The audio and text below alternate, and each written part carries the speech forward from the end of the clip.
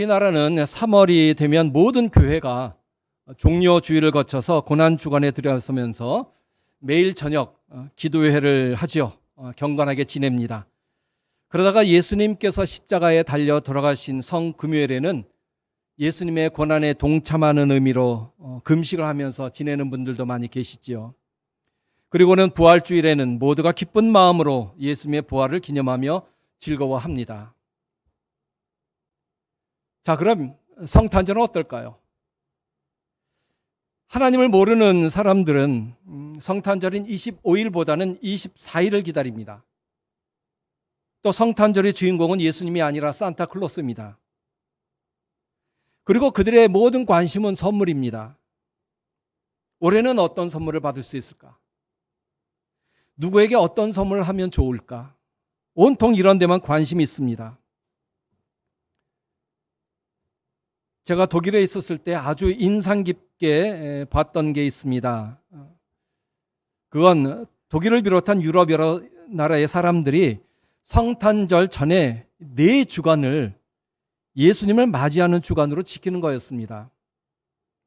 그 4주간을 아드벤트라고 하는데요. 우리말로는 예수님의 강림을 기다리는 절기라는 뜻으로 대강절 혹은 대림절 혹은 구주 강림이라고 합니다. 그들은 11월 마지막 주일에는 4개의 초 중에서 하나를 켜고 12월 첫 주일에는 초 2개를 켭니다. 오늘이 이제 12월 첫째 주일이죠. 그러니까 초 2개가 켜지는 겁니다. 12월 둘째 주일은 초 3개, 그리고 성탄절 바로 전 주일인 12월 셋째 주일에는 초 4개를 켭니다. 그러면 사람들은 초가 하나 둘씩 켜지는 것을 보면서 예수님이 오신 성탄절이 점점 임박했다는 것을 알고 준비하며 기다립니다. 그리고 매 예배 때마다 온통 성탄 찬송입니다. 저는 그게 참 부러웠어요. 우리도 성탄절을 저렇게 준비하고 맞이하면 참 좋겠다, 이런 생각을 했었습니다. 그래서 저는 오늘부터 성탄절까지 마음의 준비를 하면서 예수님을 맞이하는 시간을 좀 많이 가졌으면 좋겠다라는 생각에 12월 셋째 주까지 교동문도 구주 강림에 관한 교동문을 우리가 함께 읽으려고 합니다. 오늘 이제 2번 했었죠. 다음 주는 3번 들어갈 겁니다. 또 예배 때 부를 찬송도 구주 강림과 성탄에 관련된 곡을 넣을 겁니다. 오늘도 이미 했었고요. 물론 설교도 예수님의 탄생에 관한 설교를 하려고 합니다. 성경에는 메시아 탄생에 관한 여러 예언들이 있습니다. 예를 들면 미가서 5장 2절에 베들레헴 에브라다야, 너는 유다 족속 중에 작을지라도 이스라엘을 다스릴 자가 내게서 내게로 나올 것이라. 그의 근본은 상고의 태초에니라. 이런 말씀이 있죠. 또 이사야 7장 14절에 그러므로 주께서 친히 징조로 너희에게 주실 것이라. 보라, 처녀가 잉태하여 아들을 낳을 것이요 그 이름을 임마누엘이라 하리라. 이런 구절들은 메시아 탄생에 관한 유명한 예언들입니다. 하지만 오늘 우리가 읽은 본문은 이런 메시아 예언 중에서 가장 처음 되는 예언입니다. 그래서 본문을 가르쳐서 학자들은 근원 원, 처음 시를 써서 원시복음 혹은 원복음이라고 합니다. 성경에서 가장 처음에 등장한 복음이라는 거죠. 옛날 로마 제국 시대 때의 좋은 소식, 예를 들자면 황제가 생일이 됐어요. 그 황제가 생일이 되어서 죄수를 풀어주는 그런 특별 사면, 이런 소식이 있을 때에 이 소식을 전할 전령을 보냅니다. 그럼 이 전령은 사람이 많이 모이는 시장이나 광장에서 유앙겔리온, 유앙겔리온 이러며 소리 높이 외쳤습니다. 유앙겔리온 좋은 소식이라는 소리죠. 좋은 소식. 그러면 사람들이 그 주변으로 다 몰려듭니다. 그랬을 때 전령이 말합니다. 황제의 사면이 있습니다. 그러면 죄수의 가족이 그 소식을 듣고 뛸 듯이 기뻐합니다. 왜요? 감옥에 갇혔던 자기 가족이 이제 풀려나니까요. 우리 성경에도 예수님의 말씀이 우리를 죄에서 해방시켜 주신 소식이다라고 해서 복된 소식, 복된 소리라고 하지요. 그래서 복음이라고 하는 겁니다. 그런데 오늘 우리가 읽은 본문이 왜 복음일까요? 복음이라고 하면은 좋은 소식이어야 하는데 본문을 보면 그 구절은 복이 아니라 뭐 저주, 파멸 이거를 말씀하신 것이라서 복음이라고 부르기에는 조금 어울리지 않는 것 같아요. 하지만 이게 복음 중에 복음입니다. 왜 그런지 잘 들어보세요. 본문은 에덴 동산에서 있었던 사건입니다. 하와가 뱀의 유혹을 받지요. 그래서 하나님의 말씀을 어기고 선악과를 따먹습니다. 그리고 자기만 먹은 게 아니라 자기 남편 아담에게도 주어서 아담도 먹지요. 분명 하나님께서는 동산에 있는 모든 나무 열매 네가 마음대로 먹을 수 있다. 하지만 선악을 알게 하는 나무의 열매는 먹지 말아라. 내가 먹는 날에는 반드시 죽으리라. 이렇게 말씀하셨지만 아담과 하와는 이 약속을 지키지 않았습니다. 선악과를 먹자마자 그들은 자기들이 벗은 줄 알고 무화과 나무 잎을 엮어서 치마로 삼고 하나님의 낯을 피하여 숨었습니다. 이 모든 사실 하나님이 모르셨을까요? 다 아시지요. 하나님께서 아담과 하와에게 선악과 열매를 먹은 일에 대해서 물으셨어요. 아담은 하와에게 책임을 전가하고 하와는 뱀 때문에 먹었다고 했습니다. 이때 하나님께서 뱀에게 이런 말씀하십니다. 그게 바로 오늘 우리가 읽은 구절입니다. 내가 너로 여자와 원수가 되게 하고 내 후손도 여자의 후손과 원수가 되게 하리니 여자의 후손은 내 머리를 상하게 할 것이요 너는 그의 발꿈치를 상하게 할 것이니라.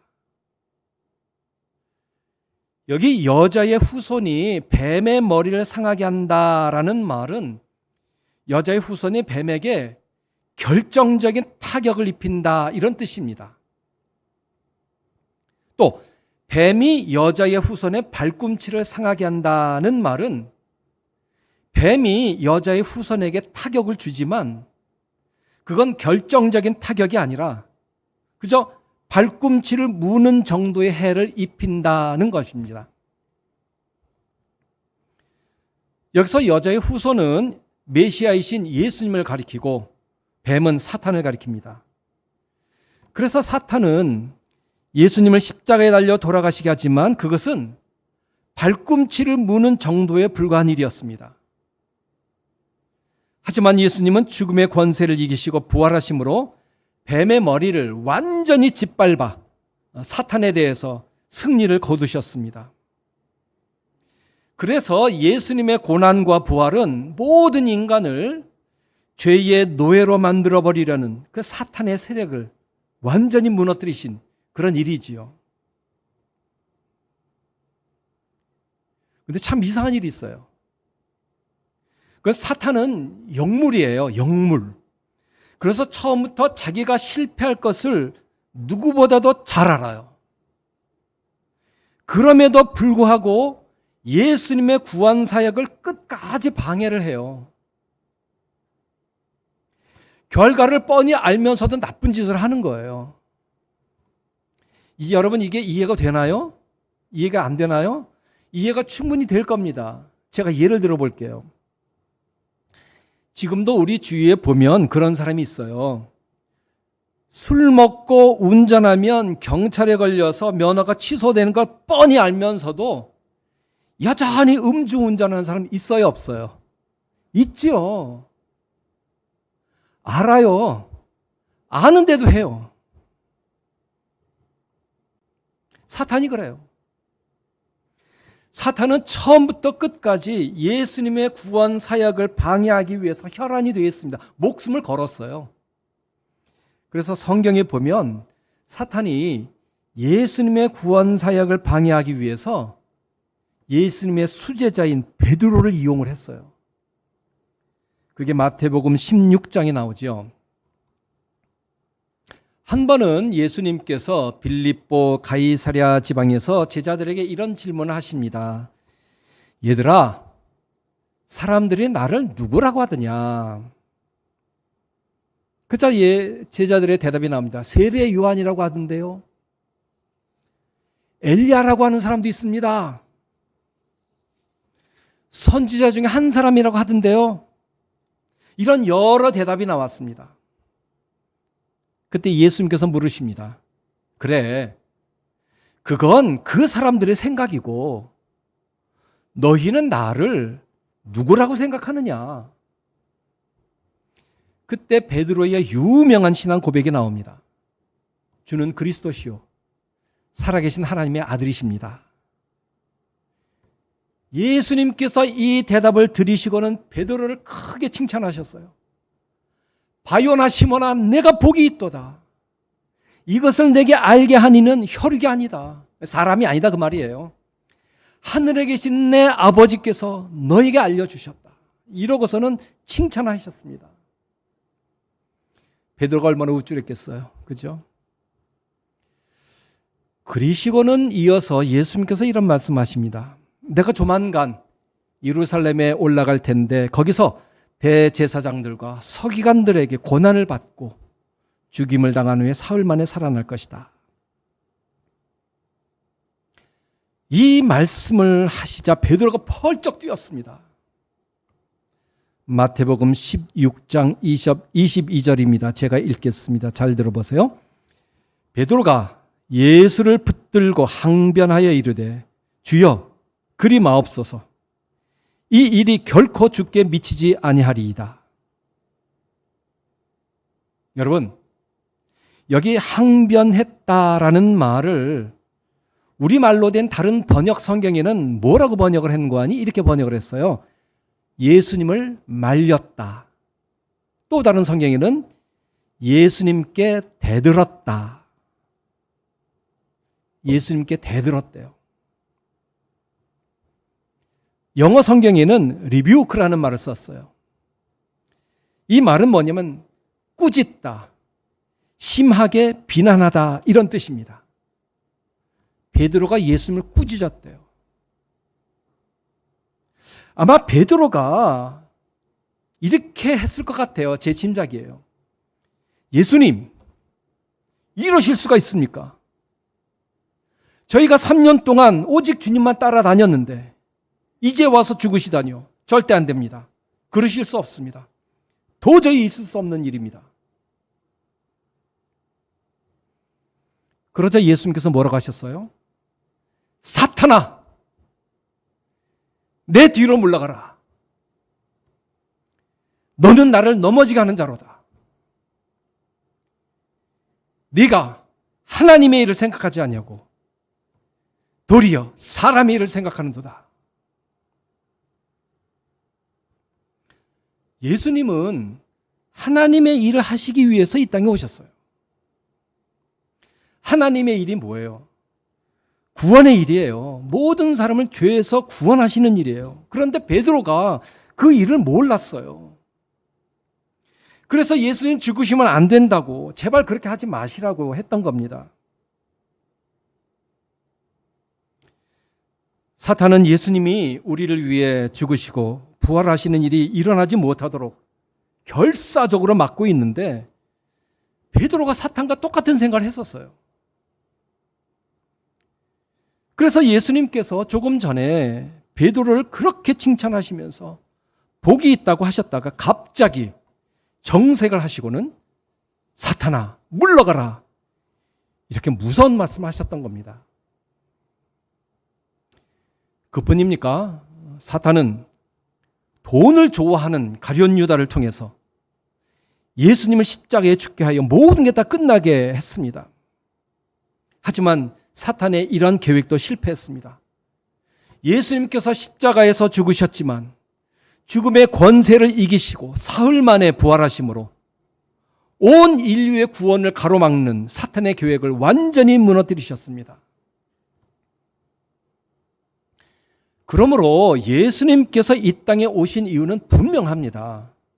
그거는 우리가 평생 죄의 노예로 살다가 결국은 지옥에서 영원한 고통 가운데 살도록 하려는 사탄의 악한 계획을 무너뜨리시고 우리를 하나님의 자녀로 만드셔서 영원한 천국 백성이 되도록 하시는 겁니다.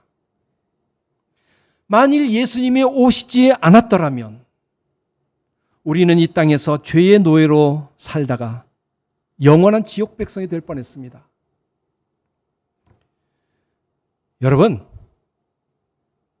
사람이 죄의 노예로 산다는 게 어떤 건지 잘 아시죠? 죄의 노예로 산다는 거 이거 정말 비참한 일입니다. 제가 예를 들어 볼게요. 어느 집에 한 아이가 있었어요. 그런데 어느 날 갑자기 빵이 먹고 싶은 거예요. 근데 이제 돈이 없는 거죠. 근데 아빠 주머니에 돈이 있는 걸 알았어요. 그래서 아빠 몰래 주머니를 뒤져서 돈을 훔쳤습니다. 그리고는 이제 빵집에 가려는데 저 문 앞에서 동네 형이 서 있었어요. 너 어디가? 빵집에.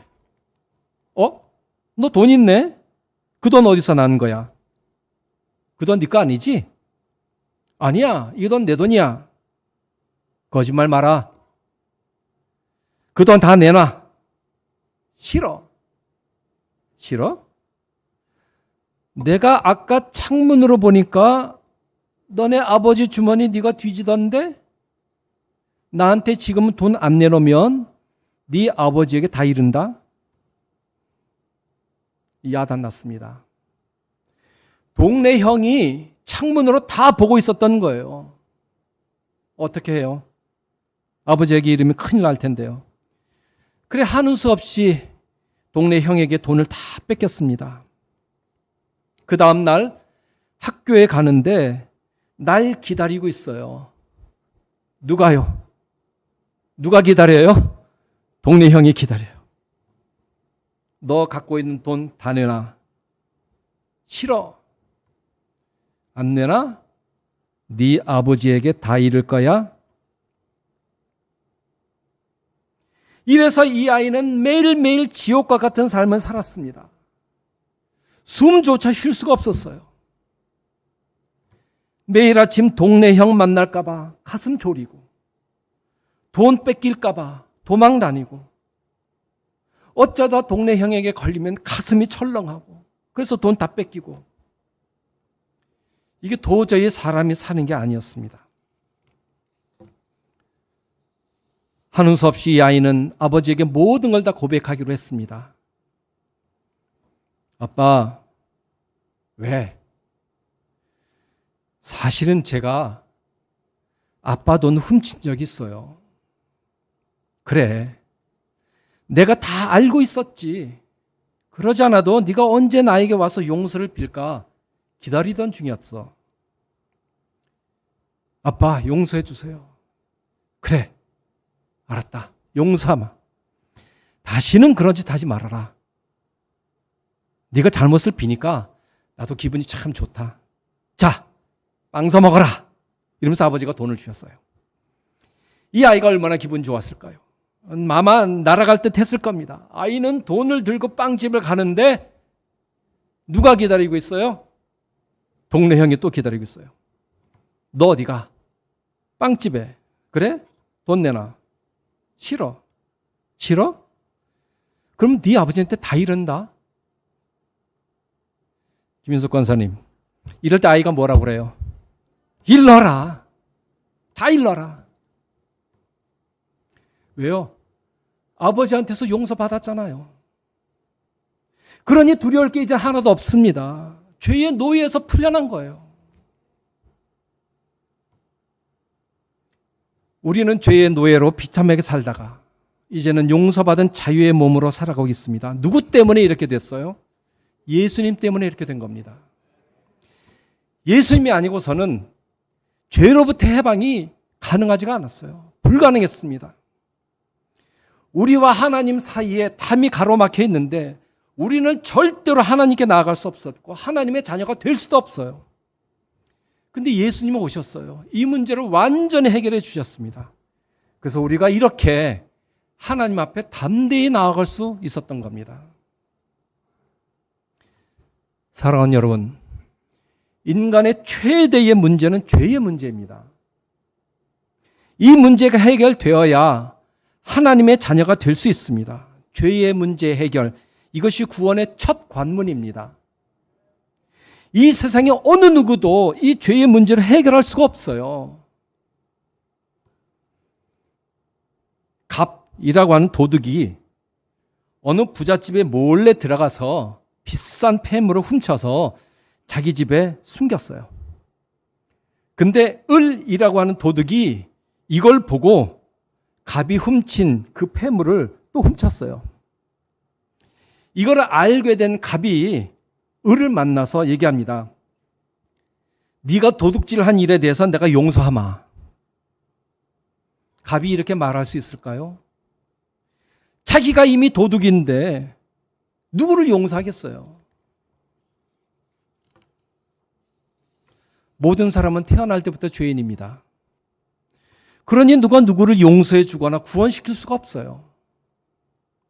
오직 죄 없으신 예수님만이 우리를 구원하실 수 있었습니다. 그래서 예수님께서 인간의 몸을 입으시고 친히 이 땅에 오신 겁니다. 그리고 십자가에 달려 돌아가심으로 죄의 문제를 단번에 해결하시고 3일 만에 부활하셔서 구원 사역을 방해하는 사탄의 계획을 완전히 무너뜨리셨습니다. 따라서 오늘 우리가 읽은 본문이 우리의 구원을 위한 복음 중에 복음이라는 거예요. 근데 여러분, 하나님께서 왜 우리를 구원해 주셨을까요? 도대체 뭐가 잘나서 우리를 구원해 주셨냐고요? 제가 목사지만요, 저도 몰라요. 하나님은 아무 조건이나 이유 없이 그냥 우리를 사랑하셨어요. 이게 하나님의 은혜예요. 어느 젊은 부부가 있었습니다. 모든 게 다 풍족했습니다. 부족한 게 하나도 없었어요. 딱 하나 부족한 게 있었어요. 뭐냐? 아이가 없었어요. 그래, 한 아이를 입양하기 위해서 고아원에 갔습니다. 여러 아이들이 있는데 그 가운데서 유독 한 아이가 눈에 들어왔어요. 얘, 너 오늘부터 우리 집에서 살자. 그래서 그 아이는 그날부터 양부모님과 함께 살게 되었습니다. 자, 여러분에게 묻겠습니다. 이 아이가 도대체 어떻게 해서 입양이 되었을까요? 양부모님에게 돈을 많이 갖다 바쳤을까요? 그런 일 없습니다. 아니면 성탄 카드를 써서 보냈을까요? 그런 일도 없습니다. 이 아이는 한 게 아무것도 없어요. 그냥 가만히 앉아 있었어요. 근데 양부모님이 아무런 이유나 조건 없이 나를 보시고 사랑하셨어요. 그리고 선택하셨어요. 그래서 자녀가 되는 거예요. 이걸 은혜라고 하는 거죠. 만일 이 아이가 잘한 게 있어서 입양이 되었다면 그건 그 아이의 공로였을 겁니다. 하지만 이 아이는 어떤 공로도 없습니다. 그냥 그 양부모님의 은혜로 입양이 된 거예요.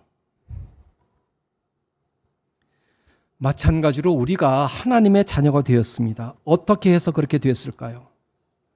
내가 돈을 많이 벌어서 하나님 앞에 드렸기 때문에 자녀가 되었을까요? 내가 공부를 잘해서 그렇게 되었을까요? 내가 잘생겨서 그렇게 됐을까요? 아니면 내가 착해서 그렇게 됐을까요? 나는 하나님 앞에 하나님께 드린 것 아무것도 없습니다. 그냥 죄악 중에서 태어나서 죄를 지으면서 사는 것 뿐이에요. 근데 하나님께서 나를 아무런 조건이나 아무런 이유 없이 선택하시고 하나님의 나라에서 영원히 살도록 해 주셨어요. 사랑하는 여러분, 우리는 오늘 본문을 통해서 다음 두 가지를 분명히 기억해야 하겠습니다. 첫째는 주님께 감사하라입니다. 주님께 감사하라. 따라할까요? 주님께 감사하라. 주님께 감사하라.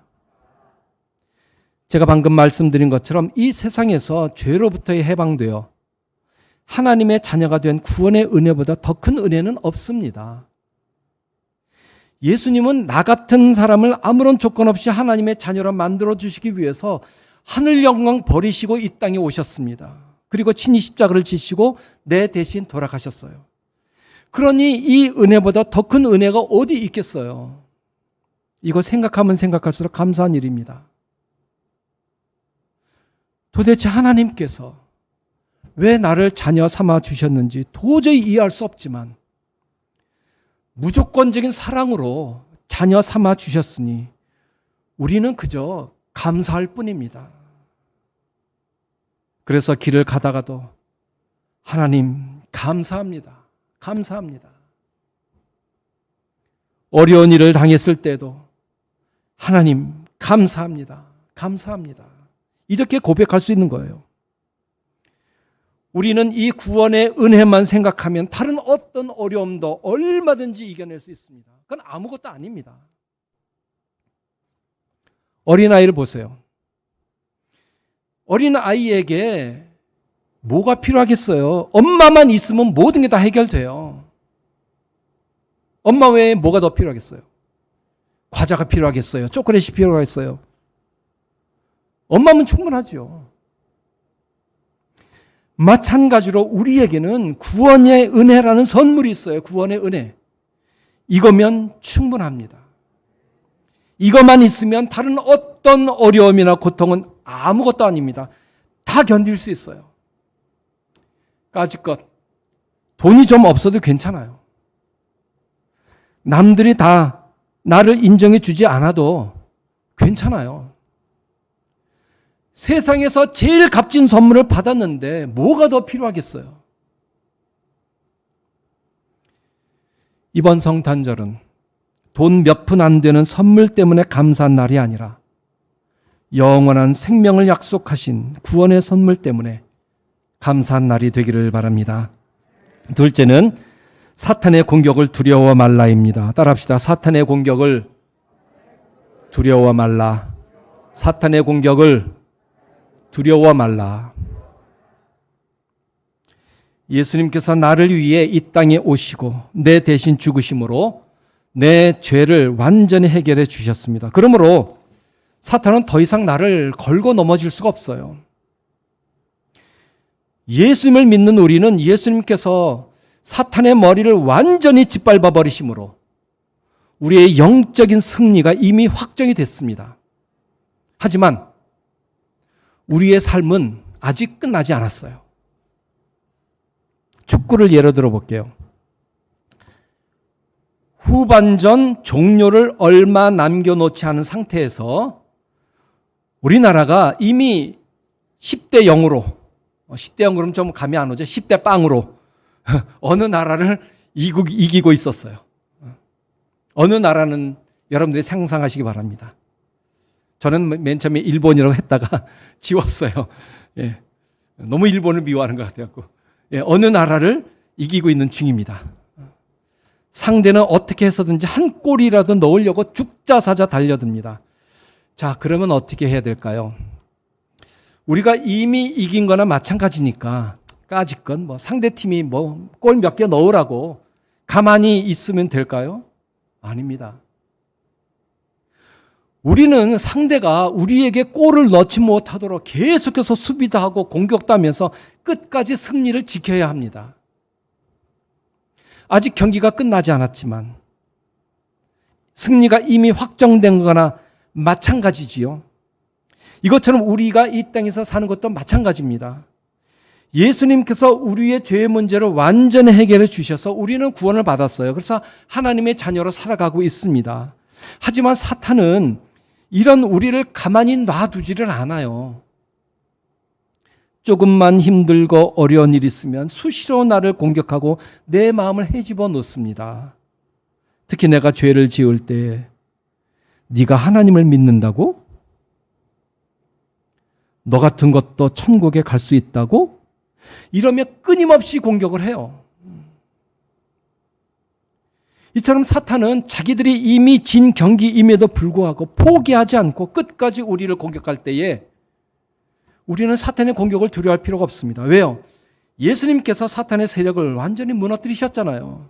그래서 우리는 겁을 내지 말아야 됩니다. 겁을 낼 필요가 없어요. 그러나 방심해서는 안 되겠죠. 끝까지 승리를 지켜야 합니다. 이제 말씀을 마치겠습니다. 하나님은 우리가 이 세상에 태어나기도 전에 우리의 구원을 약속하셨고 준비하셨습니다. 그런 하나님의 은혜와 사랑에 의해 우리에게 임한 이 복음, 그리고 죄로부터의 구원은 세상에서 제일 값지고 고귀한 선물입니다. 이 선물을 주신 예수님께서 이 땅에 오신 날을 기다리면서 우리는 오늘도 나 같은 사람을 사랑하셔서 하나님의 자녀 삼아 주신 것을 기억하고 감사하며 살아야 하겠습니다. 그리고 모든 인간은 아담 이래로 사탄의 노예가 되어 날마다 죄의 생활을 해야 했고 끝내 죽음을 경험해야 했지만 예수님 때문에 자유와 생명이 주어졌으니 이제 우리는 폐잔병에 불과한 사탄의 위협, 그 사탄의 유혹에 더 이상 넘어갈 것이 아니라 우리의 대장 되신 예수님으로 인해서 궁극적인 승리를 확신하며 담대히 싸워 나아가야 하겠습니다. 우리가 이제까지 많은 성탄절을 보냈지만 올해는 그 어느 때보다도 주님을 더 기쁘게 맞이하는 성탄절이 되기를 바랍니다. 아멘. 기도하겠습니다.